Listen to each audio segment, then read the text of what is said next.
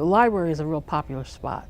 The students actually love this space, so the new space is only going to make them love us more. Back in September, the university received a $1 million Redevelopment Assistance Capital Program grant from the Commonwealth of Pennsylvania. The grant is providing the university with funding to transform the Connelly Library into the Connelly Learning Commons. Incredible learning laboratories around the outside of these collaborative spaces that are very high-tech. There's wonderful printing that's going to be available across this space. The renovation process started in mid-December while students were on break.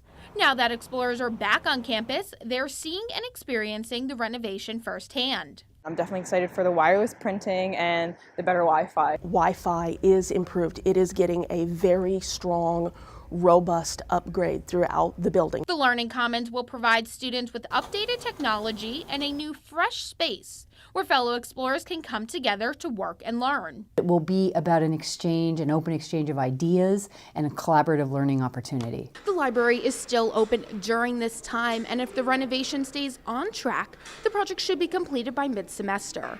When it's all said and done, students can expect an upbeat atmosphere on the main level, and as they go up to the other floors, they can find quieter spaces. This will be a very heavily engaged, high-traffic place for students. Callie, Montana, LTV News.